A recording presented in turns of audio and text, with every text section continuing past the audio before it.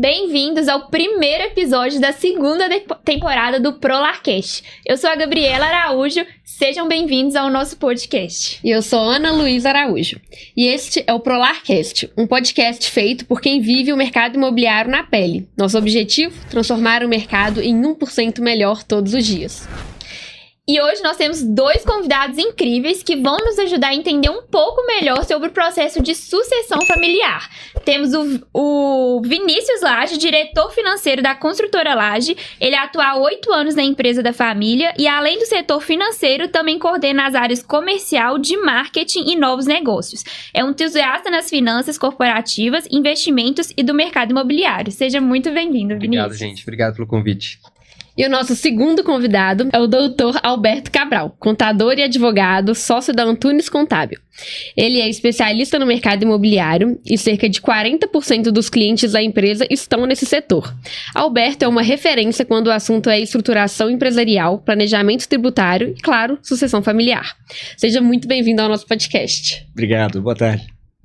Vinícius, conta pra gente a história da construtora Lage, como que foi o seu processo de entrada na empresa, e você sempre teve clareza que você queria seguir esse caminho? Nossa, não tinha clareza sobre isso.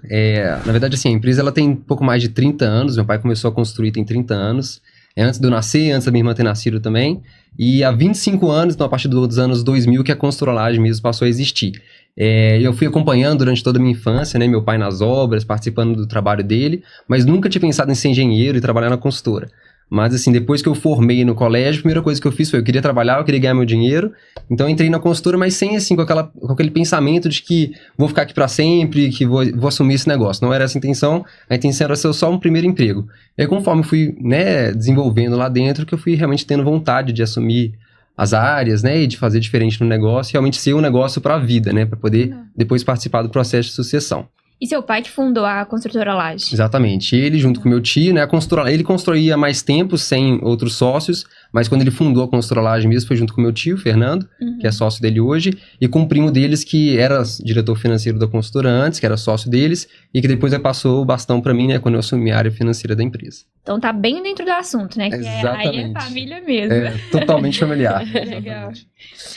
E quais foram, assim, os maiores aprendizados que você teve nessa área da sua família, da construtora até hoje, em quesito desse valor da família, né? Trabalhar com família, a gente sabe que nem sempre é um mar de flores. É verdade. Como que tem sido essa experiência, até porque não é só seu pai, né? Acho que é legal falar disso, porque a realidade da maioria das empresas é essa. Às vezes você trabalha com um tio, com um primo. É verdade. Eu acho que se fosse só uma empresa, assim, se fosse só do meu pai, seria até diferente, porque o fato de ter um outro sócio que não é meu pai, né, que eu não sou herdeiro dele também, eu acho que deixa as coisas um pouco mais profissionais também, como devem ser, né? Então, negócios são negócios e a família é a família, porque é importante você ter uma certa separação também, tentar tirar o lado positivo disso, né, nos benefícios que isso pode trazer para a própria empresa e para o crescimento, mas sabendo respeitar também, olha, a figura do pai, a figura do chefe, né, e saber dividir as duas coisas. Então, para mim, foi sempre muito tranquilo, assim, né? Uma relação que tem que ser de muito respeito,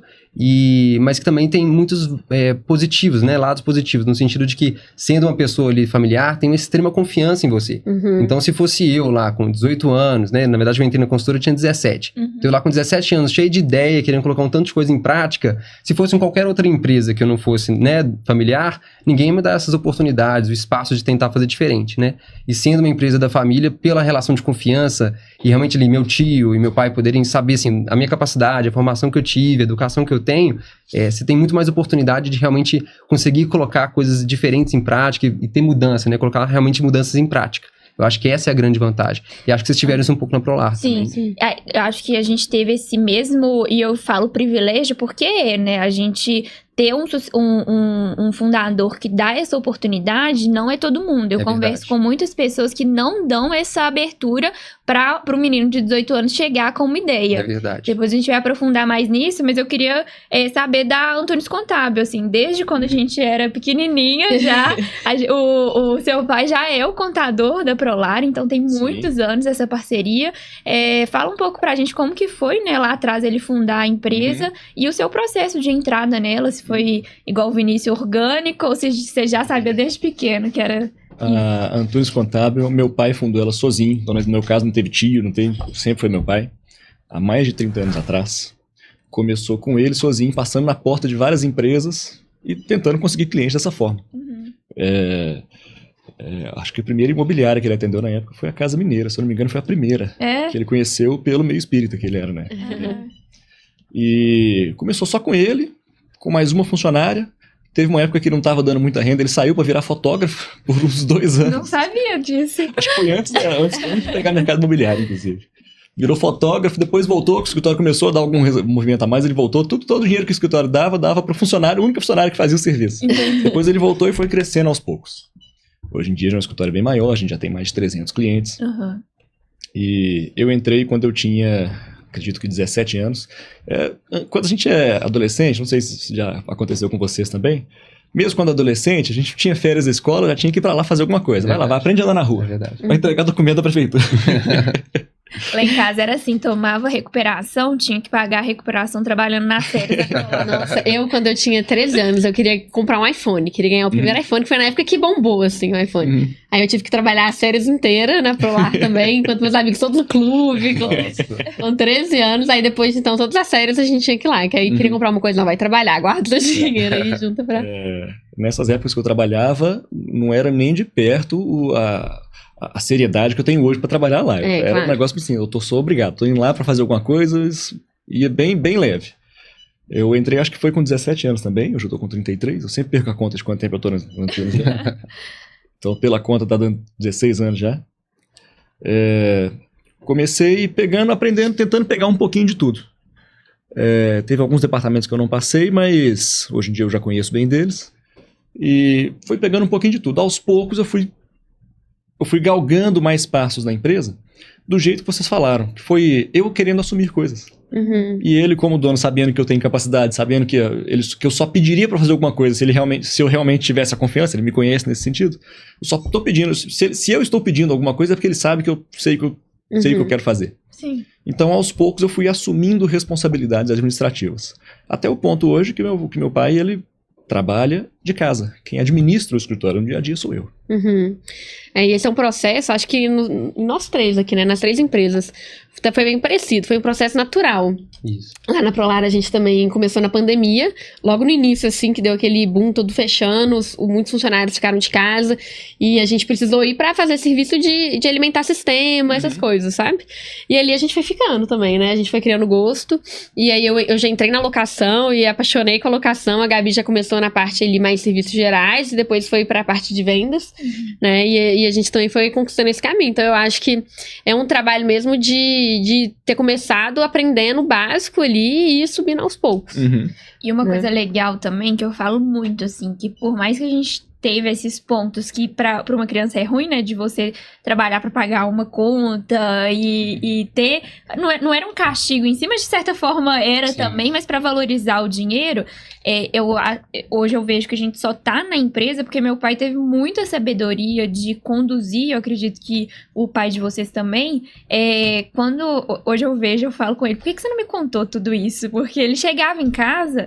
Era incrível, os problemas ficavam lá fora, ele não transparecia, às vezes, uma dificuldade ali financeira que a empresa estava passando, demissões, problemas que a gente sabe que surgem, né, e hoje lá em casa todo mundo trabalhando, a gente fica comentando disso o tempo inteiro, nunca falou nada, nunca transpareceu, eu sempre chegava em casa feliz, a gente nunca ouviu, né, ele falar que estava cansado, isso nunca saiu da boca do meu pai. Então, assim, acho que tudo isso levou a gente também a querer seguir esse caminho que a gente via que era legal, né? Verdade. E eu acho que, assim, vocês terem participado, assim, durante a infância, né, assim, do dia a dia do seu pai, eu acho que isso ajuda muito mesmo. Eu brinco, assim, durante a minha infância toda, meu pai me levou pra poder ir pros lugares com ele. Então, férias, por exemplo, meus pais são divorciados. Então, no período que eu ficava com meu pai, nas férias, no período que eu tava com ele me levava pra poder trabalhar junto com ele, acompanhava o dia a dia, pra reunião com o calculista, já foi com o arquiteto, com o cliente. Então, assim, você vai ouvindo todos aqueles termos, né, vai se ambientando com aquilo, e meio que você vai tendo uma pré-experiência. Você não começa a ter experiência profissional quando você começa a trabalhar. Você tem uma certa bagagem que você teve durante tantos anos, vendo uma pessoa que é referência,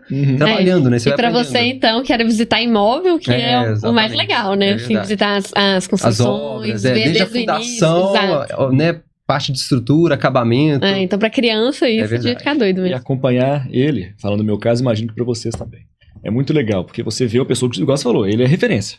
Então todo mundo sabe que fala de você, fala dele pra você, Eu tô falando de mim, mas eu acredito que é a mesma coisa para vocês. Fala dele como referência. Exatamente. E aí você acompanha ele, mas você sabe que você não consegue ser igual. Você não é a mesma pessoa. Mas você toma como base para falar, beleza, o que eu posso melhorar? Se eu não tenho isso aqui, o que eu tenho? Então você começa a fazer isso naturalmente. É verdade. Que eu achei muito legal da minha experiência na Antunes Contábil. De falar, beleza, eu não tenho isso aqui que meu pai tem. O que eu posso fazer para substituir isso, para fazer melhor ou para chegar mais próximo? E às vezes o que tem assim, disponível no mercado também, que às vezes ele, pela idade, não conseguiria trazer e que você consegue, né? Então eu acho que essa questão, por exemplo, eu vejo muito vocês na Prolar, né? Com digital, Instagram, né? Se fosse seu pai, ele teria muito mais dificuldade de fazer do que vocês. Eu vejo na consultora também essa parte assim de internet, né? A gente tá falando de inteligência artificial antes de entrar ao ar. Então, assim, são coisas que às vezes as pessoas mais velhas iam ter uma natural dificuldade de colocar isso em prática dentro do negócio, e a gente, como jovens sucessores, a gente tem muito mais capacidade de trazer esse conhecimento, né, mais moderno e levar para a empresa. Perfeito. E por falar em digital, um dos patrocinadores do nosso podcast é a QH4. E se você é proprietário de imobiliário e quer alavancar suas vendas e aumentar a presença no digital, você tem que conhecer a QH4 Growth. Eles são especialistas em gestão de tráfego pago e assessoria comercial para grandes imobiliárias, ajudando-os a alcançar novos patamares com estratégias personalizadas, com uma equipe que entende do mercado imobiliário, sabendo exatamente como atrair mais clientes para os seus empreendimentos. A QH4 Growth, a assessoria de marketing da Prolar Netmóveis pode ser a sua também.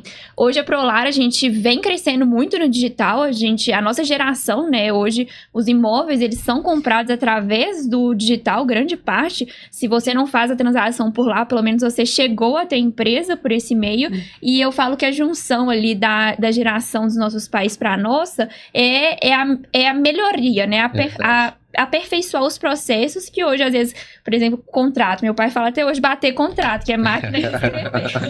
Meu pai também. Pede negociação, vai bater o contrato agora. Vai bater um contrato lá, Gabriela. Eu falei, pai, hoje não bate contrato, a gente digitaliza.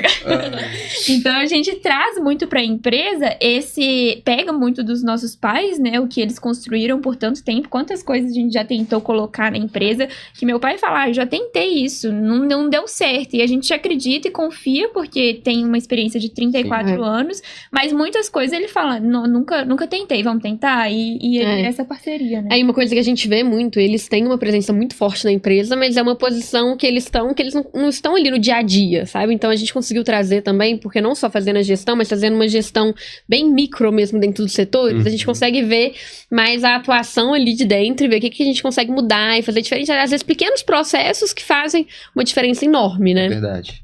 Verdade. E, doutor Alberto, você acompanha muitas empresas familiares no mercado imobiliário. E quais são os principais desafios jurídicos e contábeis que você vê hoje no processo de sucessão? No processo de sucessão, eu acho que o maior desafio seria justamente quando... justamente o assunto que eu até comentei com você antes de começar aqui, que é justamente quando o pai quer passar a empresa para o filho, o patrimônio para o filho, e pensando numa sucessão, eventual sucessão, e não sabe como fazer isso de forma que seja segura para o patrimônio da família. Então, questão legal, tributária, a gente fala disso, a gente conversa muito sobre isso, sobre holdings patrimoniais, esse tipo de coisa, porque, vamos supor, Gabriela tá noiva agora, né? Tô. Desculpa falar disso, mas não tem jeito. Como advogado, às vezes eu... Imagina que você casa, hoje em dia, você passou a ser sócia da sua empresa. Seu pai te deu baixa à sociedade. Independente da forma que você casou. Se você falece, eu tô te matando muito antes, eu sei. Mas eu sou mais velha, 6 meses que meu noivo, tem essa possibilidade, né? A mulher tem expectativa maior. Se você falece, é possível que ele receba cotas da empresa, caso você tenha. Independente então, do regime de... Às vezes independe do regime. Você pode até conseguir se proteger de algumas coisas assim, mas às vezes nem a separação total de bens salva. Principalmente a separação total de bens salva do divórcio, não do falecimento. Serve pra contar em vida, né? E não em caso de morte. Exatamente. Mas aí quando a gente tá falando vamos supor que a gente tem esse processo e a gente quer se resguardar. Tem alguma forma juridicamente? Tem várias formas. Aí é um assunto que dá para tratar com outro mais... podcast. Mas sim, é possível. Existem cláusulas específicas num contrato social, seja da holding ou seja da empresa, você consegue travar isso.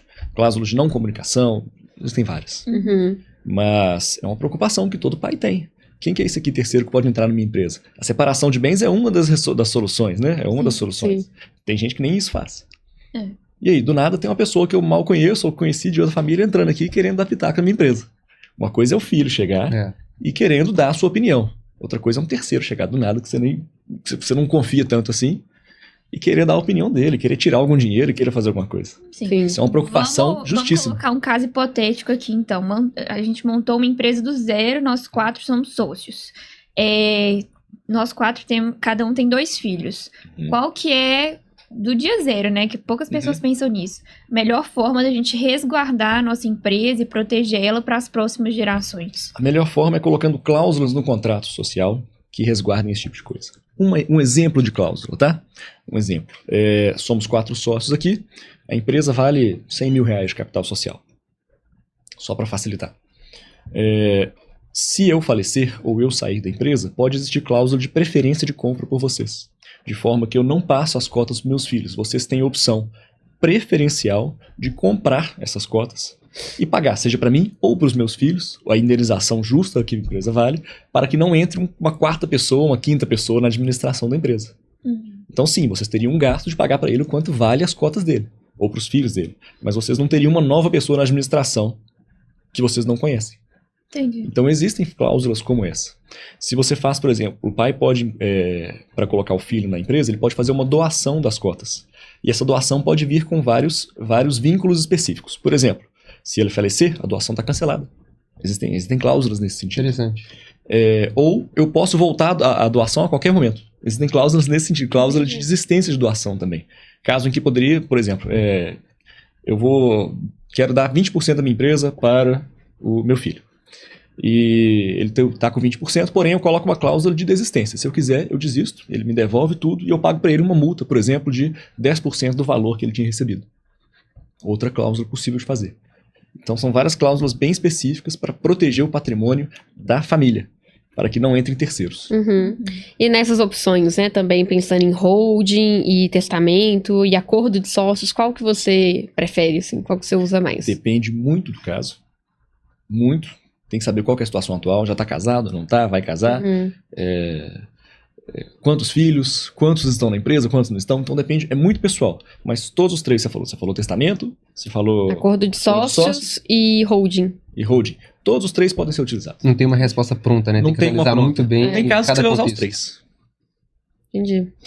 Eu vejo muito, e lá em casa a gente conversa muito disso, que quando você tá falando de uma empresa, você tem que prever todos os cenários, né? Hoje tá Tudo ótimo, tudo né? ótimo, tudo bem, os filhos pequenos ainda, amigos.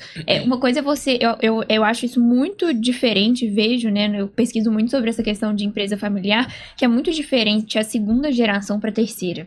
Então, o nível de falência que você tem da 1ª geração para a 2ª é alto, mas da 2ª para a 3ª é altíssimo. Primeiro, porque tem a questão do exemplo. A gente acabou de falar dos nossos pais. Nós vimos o exemplo. A gente viu o nosso pai chegando todo dia, meia-noite em casa, saindo 6 horas da manhã, ele construindo cada tijolinho do zero. Então, a gente admira aquele legado e a gente quer honrar isso. Nossos filhos vão pegar tudo pronto. Então, eles já vão ter uma empresa grande, consolidada, com processo. Eu vejo que você valorizar isso, né? Ter aquilo do sangue, né? Correndo, é muito mais árduo você passar isso para a 3ª geração. Então, por isso que tem que ter um contrato muito bem definido para as coisas não saírem do feeling. Então, se brigar, tem que ter no contrato. Se divorciar, tem que ter no Isso é contrato. muito interessante, né? Eu não sei no seu caso. Mas nós vimos nossos pais abrirem a empresa desde o começo. Sim. Não sei se você viu na sua infância Não. também. A gente também não viu. Quando eu falo desde o começo, não é desde o início. Mas Não os desde o tijolinhos sendo A construção. construídos. Desde a parte, O negócio desde crescendo, quando né? teve dificuldade Sim. lá embaixo, até quando foi melhor. Eu vi meu pai tendo dificuldade de pagar a escola. Nossa, vender carro lá em casa para pagar funcionário. Isso. E será que nossos filhos vão ver isso? Talvez não. Espero que não, né? Nossos pais já tenham conseguido deixar a empresa num patamar tal e a gente conseguiu acompanhar e continuar com um nível de crescimento que nossos filhos não vão ver isso mais.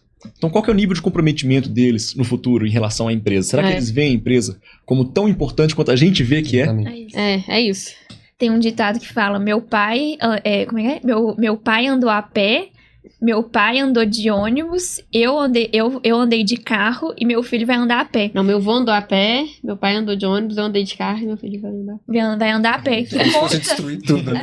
Que conta essa construção, assim, óbvio que a gente não quer isso, ninguém espera, mas se você não se preparar pra isso, pode ser que aconteça. Quantas empresas... outro dia a gente tava passando em frente não vou falar o nome da empresa, mas uma empresa grande de calçados aqui de BH e que tem várias pelo Brasil inteiro, quebrou. Hoje você vê uma lojinha ou outra por causa de sucessão. E devem ter muitos casos, por exemplo, que às vezes tem uma pessoa principal ali que às vezes toma a frente do negócio e é que sabe administrar, que consegue realmente ter o negócio ali na mão e fazer o negócio ser rentável, e outras pessoas que podem ter, assim, legalmente o mesmo direito, mas que às vezes não nasceram para aquilo, que estão, né, não são as pessoas que estão à frente, que podem ser as responsáveis por depois acabar com o negócio, né? Isso é uma coisa que eu falo muito, que é aí que tá a diferença entre herdeiro e sucessor. Né? Então, assim, muitas vezes essa empresa, ela quebrou, que nem esse caso da Gabriela, muitas vezes foi porque foram herdeiros ali que nunca, às vezes não foi nem culpa deles, o próprio pai ali não conseguiu orientá-los, não fez com que eles abraçassem a empresa antes e não tiveram esse processo de começar do zero e aprender os processos, né, enfim. Existem casos de um dos herdeiros abraçar a empresa, o outro não, ou um abraça mais do que o outro, ou terem estilos completamente diferentes. É muito comum acontecer cisão da empresa depois de uma sucessão. Sim. É muito comum. Sim. No mercado imobiliário tem casos, inclusive, de cisão de empresa. Eu digo, tem casos mais de 3, mais de 5. Sim. Hoje na Antunes, só aqui. Na Antunes Contábil é só você, seus irmãos não... Eu tenho um irmão que é jogador profissional de pôquer.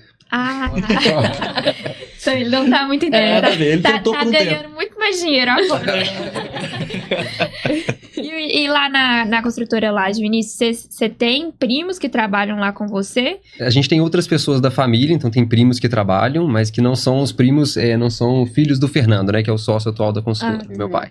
E vocês já fizeram essa reestruturação das próximas gerações? Não precisamos fazer com vocês lá. Ainda tá em construção. É verdade. Mas assim, eu acho que é um ponto sempre que tem que ter de atenção, né, porque a gente não fica querendo pensar no pior, mas na verdade, depois quando um problema chega é que você quer achar soluções, aí fica muito mais caro, muito mais difícil, exatamente. Né? Exatamente. Então tem que pensar em vida, né? Como é que vai ser isso para poder evitar depois conflitos e despesa, né? Porque eu imagino que depois que o problema tá feito, fica muito mais caro de achar soluções também, né? Exatamente. Mais caro e mais trabalhoso. Porque depois que o problema tá feito, você começa a discussão. Tipo assim, quando você já tá combinado, você já tem um acordo escrito, todo mundo segue o acordo. Beleza, não tem muita discussão. Quando, beleza, agora faleceu alguém, agora aconteceu.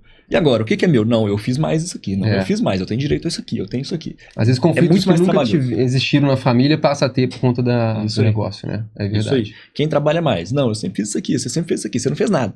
Por que você vai ganhar a mesma coisa? Aí começa essas brigas. E aí tem uma coisa que tem que saber separar também, que eu acho que vocês devem ter muito isso lá no escritório, que é o operacional e o patrimonial, né? Uma coisa é o que a empresa fez de patrimônio por um legado passado, e outra coisa é o operacional, que depende de pessoas ali tocando o negócio, né? Sim. Então eu vejo que às vezes empresas que misturam as duas coisas, depois no processo sucessório fica muito mais difícil de colocar quem que é a pessoa que toca o negócio e quem são os herdeiros, né? Perfeito. Isso é muito normal de acontecer, a empresa acumulou um patrimônio, geralmente esse patrimônio está acumulado nas pessoas físicas, é raro ele estar todo acumulado na empresa, apesar de que tem casos também. Sim. E aí você tem sim, quando você fala de divisão de patrimônio, beleza, aí você está falando de sucessão, se for o caso, mas você consegue planejar antecipadamente também, é o caso da holding. Viu como é que faz diferença? Até se o imóvel está na pessoa física ou na pessoa jurídica. Aí tem os custos de transferência que vai ficar mais barato, qual é o custo menor, né? Exatamente. Então você pode fazer a holding, nesse caso, e em relação à movimentação da empresa, beleza, quem vai administrar a empresa? Então vamos supor, eu e meu irmão. Eu trabalho na empresa, meu irmão não. Vamos dizer que meu pai saiu, ficou só nós dois agora para tocar. Ele não trabalha na empresa, ele joga poker, ele tem seu próprio trabalho. Ele tem direito a todo o patrimônio construído até agora e ele tem direito a metade do que sobra da empresa. Qual é o acordo a partir de agora? Aí o ideal seria fazer um acordo com ele no seguinte sentido. Olha, todo o lucro da empresa será dividido, por exemplo, meio a meio, porque nós dois temos 50%. Eu estou tirando fora que tem minha mãe participando aqui, finge que não tem. Cada um tem 50%. Porém, eu estou aqui todo dia. Eu tenho que me dar uma remuneração por isso. Aí você tem que combinar a remuneração. Se você escreve isso antes, é melhor. Mais fácil. Porque, beleza, eu estou no escritório, eu vou receber uma remuneração mensal de X. Após isso, você vai ter o resultado da empresa e a gente divide meio a meio. Porque ele tem direito à metade do resultado da empresa. Mas faz sentido que quem administra receba por isso. Claro. E a lei do Brasil, ela exige, né? Pelo que eu sei, assim, nem se o fundador quiser dar para quem trabalha na empresa, para outro filho não dar participação, não pode. Você teria que comprar a participação do seu irmão. Comprar, ou o pai pode fazer uma doação também. Apesar de que uma doação de, por exemplo, ele tem 2 filhos, só que ele tem um preferido. Se ele doar 100% tudo que ele tem para esse filho preferido, o outro pode legalmente questionar. pode fazer Pode isso? questionar legalmente. Ele pode. Acho que tem limite de 50%, né? 50% você pode fazer o que você quiser. Isso é para testamento. Em testamento? Testamento. Quando você faz um testamento, você pode testar, dar para quem você quiser 50% do seu patrimônio. Do patrimônio não meável. Então, se você é casado, 50% é da sua esposa. Então, você pode dar 50% de 50%. 25%. Esse você pode dar para quem você quiser. Agora, quando você faz uma doação, não existe esse limite a princípio. Entendi. Aí eu vou voltar nesse caso que eu falei do eu e meu irmão. Vamos supor que meu pai quis doar tudo pra mim. Doou 100% em vida. A gente não tá falando de testamento mais. Ele me doou. Paguei 5% de ITCD. Não sei se vocês sabiam que existia. 5% é o imposto de doação. Em Minas Gerais. Até pra doar tem Só que o Arthur, meu irmão, tipo assim, ele doou 100% pra ele. O que tá acontecendo aqui? Ele poderia entrar na justiça e questionar. E falar que isso foi... Eu não vou lembrar o termo correto, mas eu vou usar um termo entre aspas que eu sei que tá errado, só pra falar. Isso foi uma fraude contra mim. Uhum. Fraude não é o termo correto, tá? Mas foi uma fraude contra mim. Você tá tirando o meu direito de receber parte do que eu teria. E isso vai ser questionado na justiça e ele provavelmente vai ganhar. Deve ter muita jurisprudência disso, né? Outros casos. Pra poder Exatamente. Apesar de não estar na lei exatamente. Exatamente. O juiz pode muito bem entender que o pai... Foi desleal, sei lá, deve ter algum termo. Preteriu ele pelo outro. Uhum.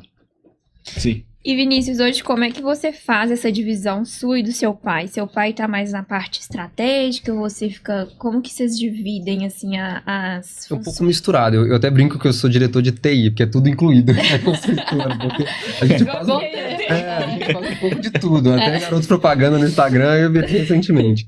Mas assim, meu pai ele atua mais como se fosse um CEO, então ele olha um pouco de todas as áreas, né, coordena todas as áreas, às vezes ele tá em obra com meu tio, que meu tio fica bem no operacional, às vezes ele tá comigo no financeiro, em novos negócios, então ele olha a empresa como um todo, no sentido mais estratégico e mais como se fosse um CEO mesmo, e eu atuo diretamente na parte financeira, comercial, no marketing, né, e novos negócios, né, relações com investidores, então esses são os meus principais atribuições dentro da consultora. Ele assessora, né, tudo o que está acontecendo, apesar de que na prática, ali na linha de frente estou eu, mas ele está sempre, né, olhando tudo. O operacional é a única coisa que eu não vejo, então eu não sou engenheiro, não entendo nada de obra, né, então vou na obra por curiosidade só. Apesar de que quando chegam nos projetos eu estou sempre dando pitaco, assim, né.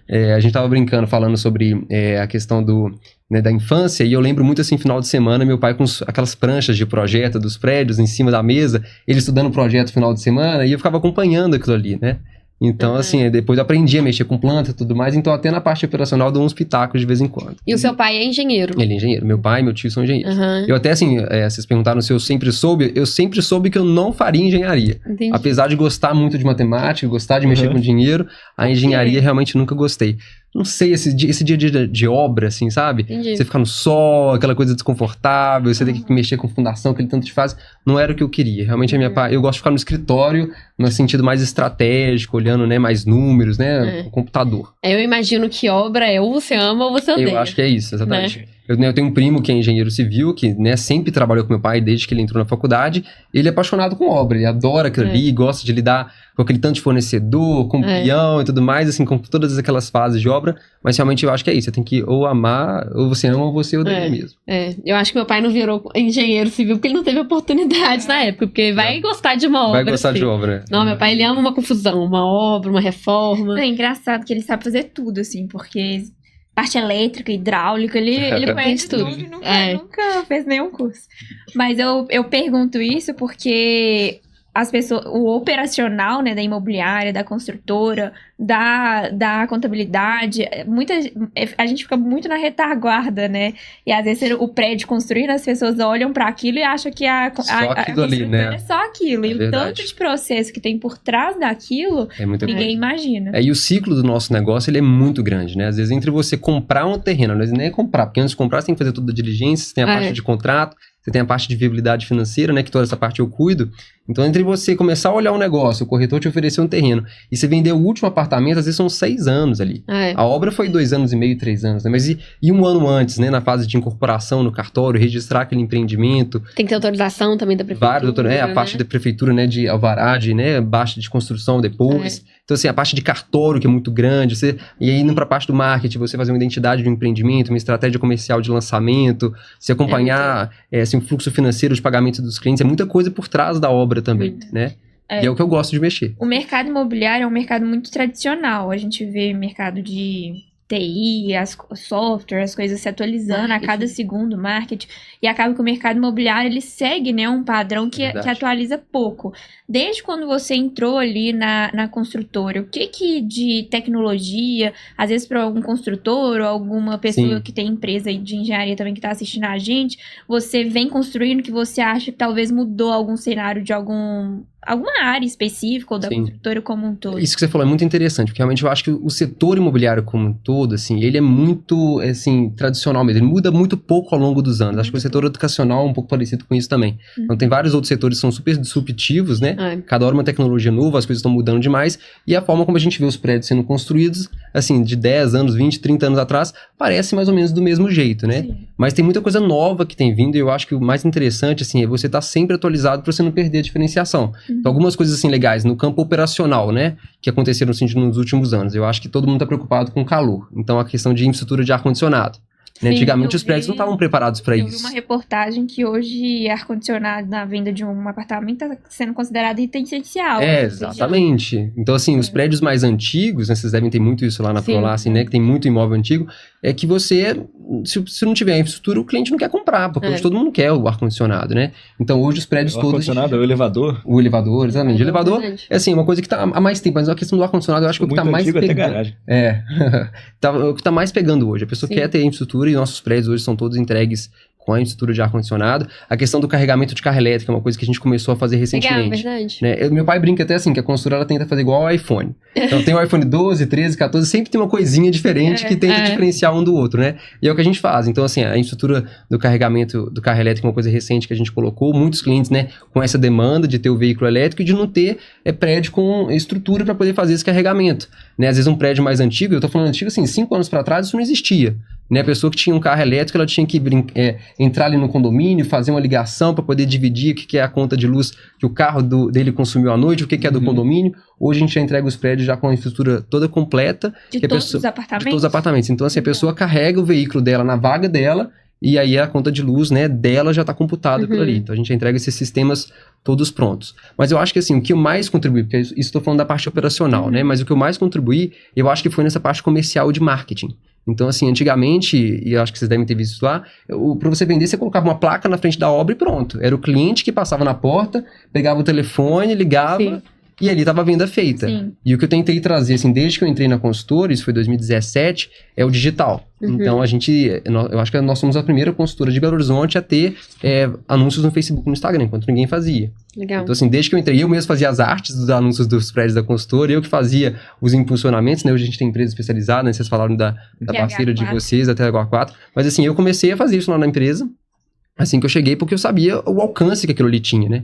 E as vendas realmente depois que a gente implementou, assim, o Instagram, que a gente começou a fazer, né, as identidades do empreendimento, aqueles books de apresentação bacana, né, para o cliente ter mais informação do nosso produto em detrimento de outros produtos do mercado, foi quando deslanchou a questão da venda. E foi o que mais contribuiu, acho, foi nesse sentido. Consultora usa muito até hoje, eu vejo no sinal, é panfleto, né? Panfleto, exatamente. Se você pegasse, óbvio que se faz, é porque dá certo, não tô contradizendo, mas se você pegar parte da verba que você gasta para um panfleto, colocar num anúncio pago...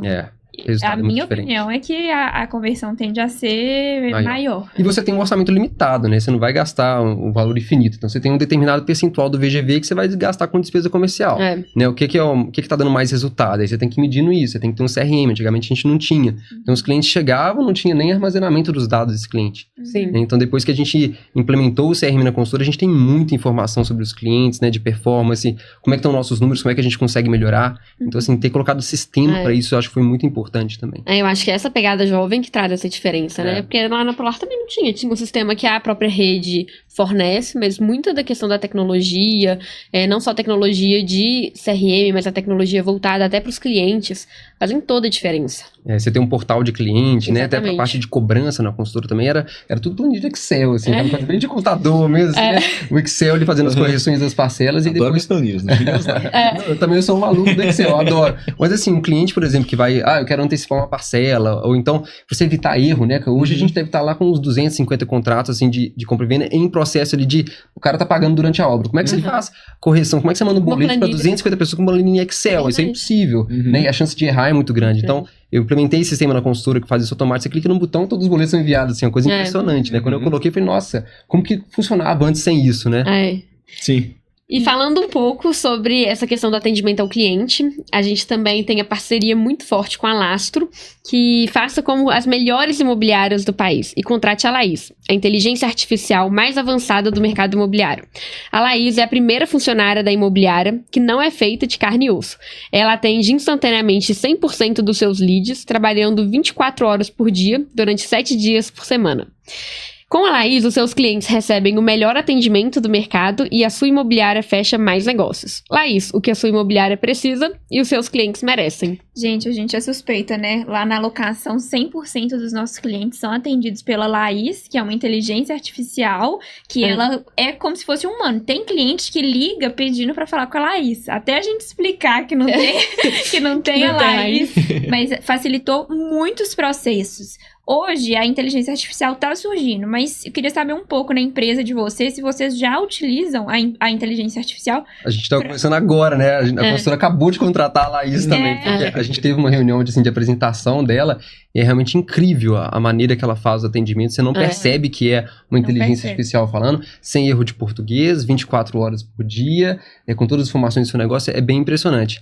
Então, assim, a gente, no sentido da inteligência artificial, hoje a iniciativa que a gente está tendo na consultora é de colocar a Laís para trabalhar pra gente. Eu acho que hoje o cliente ele é muito imediatista. Com ele certeza. não tem mais a paciência de gerar um lead, esperar o fim da tarde para ser atendido, né? Esperar horas ou então dias. Então, o fato da Laís trabalhar de madrugada, você quer olhar imóvel de madrugada, eu tô chamando a Laís. Justamente por ser tanta empresa contratando a Laís, a gente até mudou o nome da nossa, ela chama Cris. Né? Então, a gente também fez esse diferencial, porque imagina o cliente, gente, mas a Laís trabalha em todas, Esse nome tá popular, todas as né? empresas. Né? A Lastro deixou a gente mudar de Laís pra Cris, então aí facilitou. Você pode colocar personalizar, né, com a foto de Com a perfil foto que da você pessoa. quiser. Então muito fica legal. bem diferente e é uma agilidade. E o legal da Lastro também é que você pode escolher. Às vezes, dia de semana, você tem um plantão lá, né, com os corretores, beleza. Mas final de semana, você pode colocar ela pra atender só sábado e domingo. Aí você tá lá no clube de férias, um corretor autônomo, por exemplo, você tem uma inteligência artificial que tá suprindo. Atendendo seus clientes ali. exato. É realmente sensacional. E eu acho que assim, a gente tá falando sobre os nossos pais, né, em termos de referência. Eu achei super bacana, assim, meu pai participou da reunião que a gente teve com a Laís, e ele super, assim, conversando sobre inteligência artificial, ele com 65 anos de idade, né? Então, assim, como que mostra o porquê que eles chegaram onde eles chegaram, né? Assim, nunca estar fechado para novas oportunidades, nunca deixar alguma coisa que é interessante sair fora, estar sempre atualizado, né? Ele realmente foi assim, o primeiro e falou, nossa, isso aí funciona muito bem, vamos colocar em prática. Mexeu um pouco com o ChatGPT, mas já viu, assim, o poder da plataforma, né? O poder daquela ferramenta, já quer colocar em prática, né? Isso é bem legal, porque não pode ser ceticista, né? Às vezes a pessoa fala assim, isso não vai dar certo. Não, isso não vai pra frente. Eu acho que você tem que testar. Eu sou muito adepta lá eu fico à frente do time de marketing na Prolar e eu falo muito pros meninos, vamos testar. Se não der certo, a gente... E o marketing é teste, né? Você tem que testar. Teste o tempo inteiro. Dinheiro não é dinheiro perdido. É dinheiro investido numa tentativa Até se acertar. que é né? aprendizado. Mas você eventualmente acerta se você tem. É isso mesmo. Verdade. E hoje os processos mais diferentes que a gente criou na Prolar, que a gente achou que não ia dar certo, foram os que mais levou a gente pra um rumo diferente. Legal. E pra vocês, assim, quais são os principais fatores que uma sucessão familiar que precisa ter pra que seja bem feita uma sucessão? A gente Eu sou um falou... especialista falar. A gente Não, mas falou aí, um pouco não, de fatores, holding, né? Mas agora falando, assim, de processo do dia a dia mesmo. Alinhamento, né? Sim. Deixa eu pensar mais um pouquinho, se você quiser falar primeiro. Ó, eu acho que assim, né, nessa questão da sucessão, eu acho que não só tô vendo assim, todos nós parece que somos pessoas obstinadas, que a gente quer crescer, a gente quer assumir coisas diferentes, a gente quer mais responsabilidade, né? Quer conquistar espaço.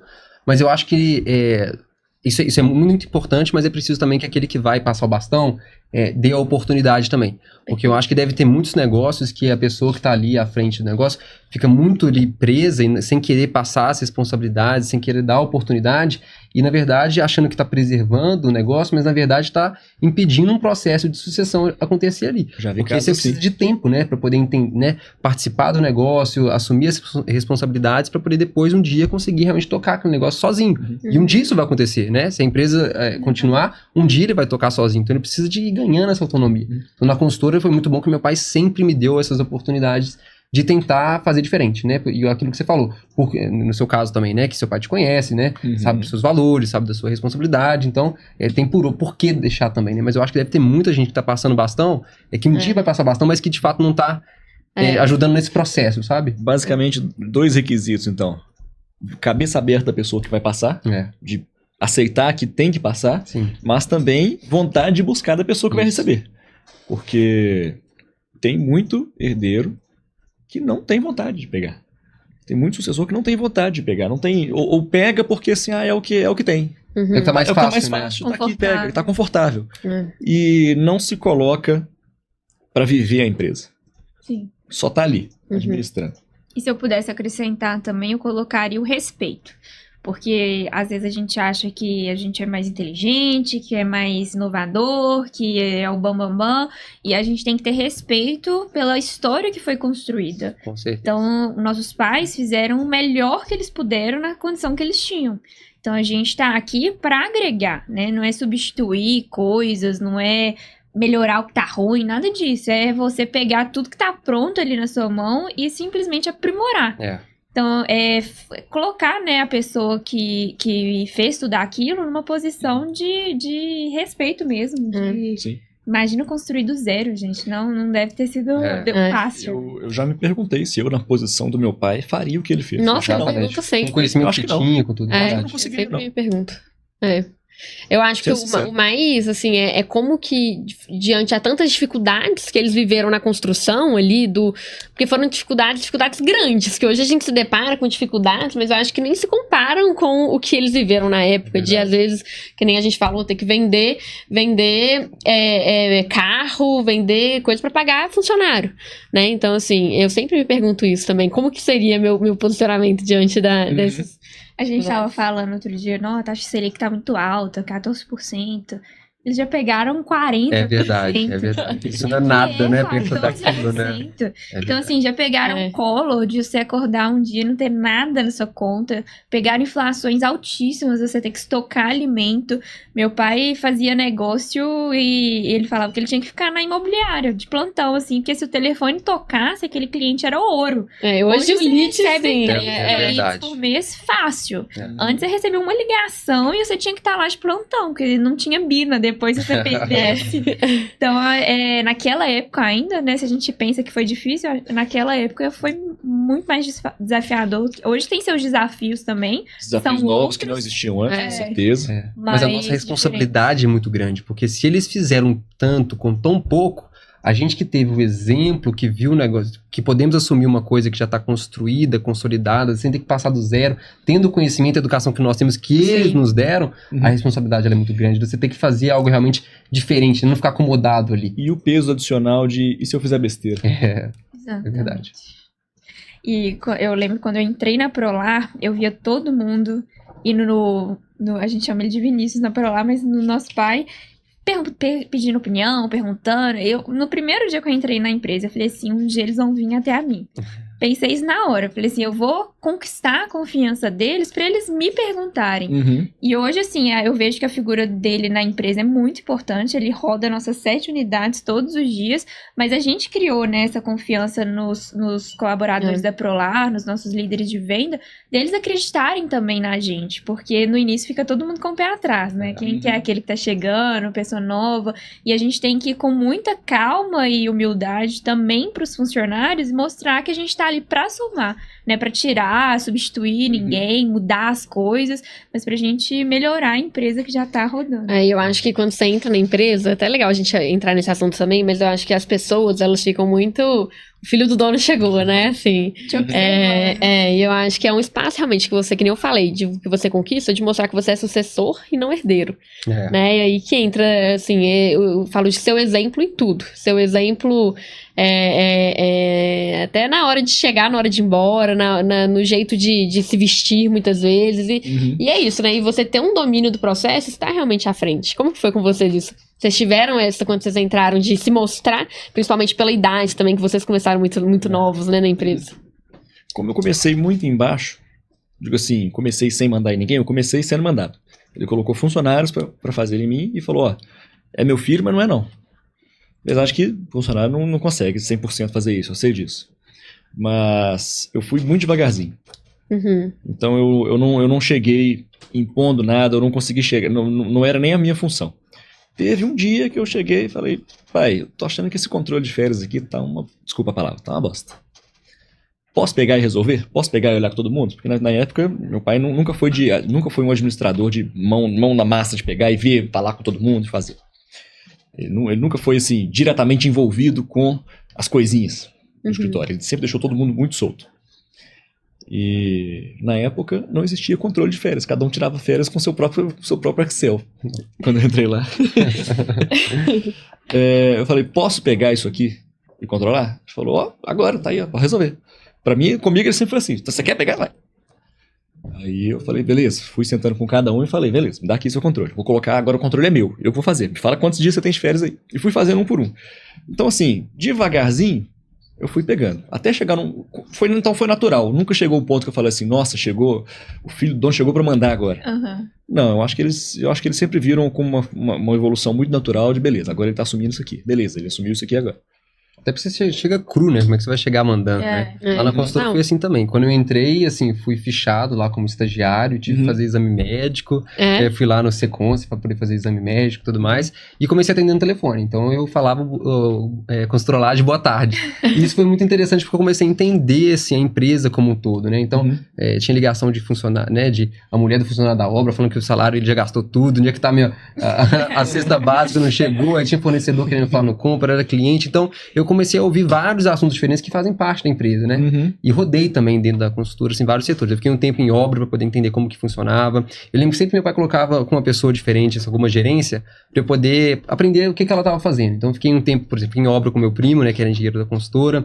Depois fiquei um pouquinho de tempo no RH para poder entender como que aquilo ali funcionava. Fiquei um pouquinho no setor de compras para entender como aquele setor funcionava também. Depois até com segurança do trabalho, como é que arquivava todos os exames médicos na obra. E depois que eu fui pro financeiro. Então, eu acho que é isso. É um caminho natural.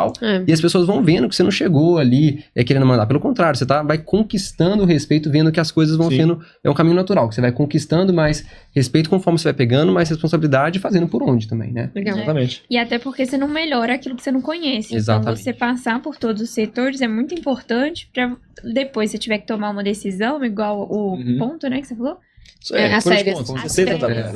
E aí você tem que conhecer aquilo. Sim. Porque senão como é que você vai melhorar uma planilha? Porque tem coisa que é muito intrínseca no setor, não tá no resultado final. É uma planilha que às vezes só aquela pessoa preenche, não conta pra ninguém. E aí quando você vai ver, aquela planilha que ela criou, que só ela preenche, tá gastando 30% do dia dela.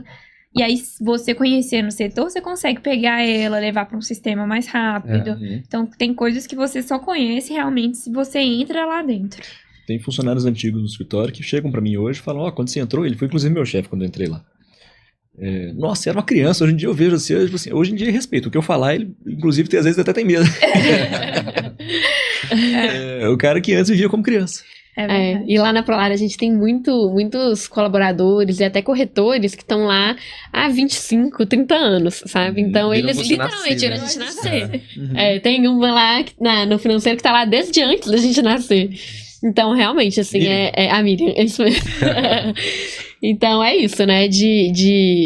Da gente ir conquistando o nosso espaço aos poucos mesmo. E o mais importante que eu vejo hoje é o executar, né? O fato da gente ter executado antes.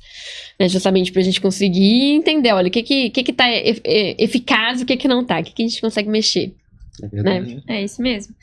E antes da gente terminar nosso episódio, a gente sempre pede para os nossos convidados deixar 3 lições que vocês aprenderam aí na caminhada. E aí não tô falando só dessa sessão, podem falar o que der no coração, que vocês gostariam de saber quando vocês entraram aí na jornada profissional de vocês. Algo que vocês gostariam de alguém ter contado, ou às vezes contou e vocês não ouviram na época, mas que mudaria muitas vezes o jogo hoje.